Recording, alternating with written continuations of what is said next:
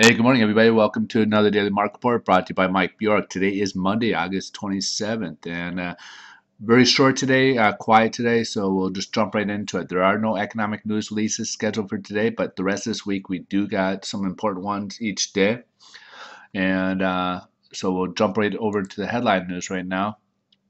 And even this is going to be a little light. We have the stock market's currently up a little bit. It's kind of light trading. Dow was down a little bit earlier. Now it's back up around up about 15 right now. Um, if you haven't noticed, oil's got up to about 95 bucks a barrel. So we could be reaching a point where be cautious with the oil. Obviously, the price could go up a little bit as we do reach or start to reach the hurricane season.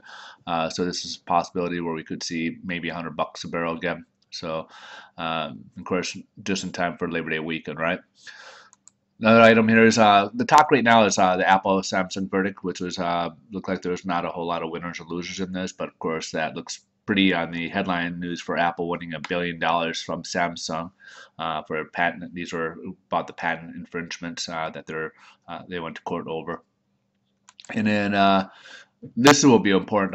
Everyone's gonna be watching this towards the end of the week here, about around Friday. Bernanke scheduled the Jackson Hole in Wyoming, where all the European central, or all the the global central banks will be meeting over in Jackson Hole, Wyoming, this week, and we'll be having some scheduled meetings later on. The most important one, actually, typically we're all waiting for Bernanke to speak, but most people are going to be looking for what Draghi's going to say about what the European Central Bank.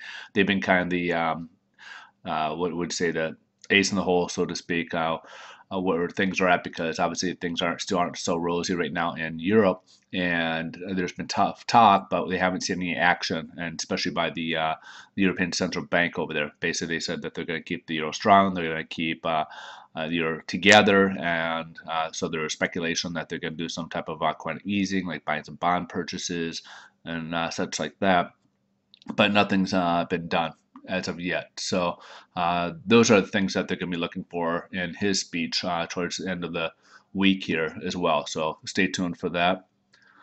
We'll jump over to the bond market, see what we're doing today. As we saw Friday, we had that long red line there. Means rates crept up on Friday. We are starting off a little bit higher today. We're up about 6 for the day. We started the morning off around 12 basis higher than where we finished off on Friday. So rates are better, as you can see, point wise. By end of the day, we're better than where we were. But if you compare beginning of that morning, we're not as good. So this kind of gives you a gauge as to where interest rates are at. So for Friday, so we started the rates up here, so rates were better here. Then they worsened down here as we go downward. So when the bond market goes down, the rates start climbing. We start a little higher, so we're at low position. So we're kind of in between the two pricings that we saw on Friday from the morning and the evening, or late afternoon for pricing. So we're right in the middle for pricing in regards to where the interest rates are at today. All right, folks, you guys have a wonderful day. We will keep this short as I had promised, and I will see you guys tomorrow. Thanks for stopping by and watching.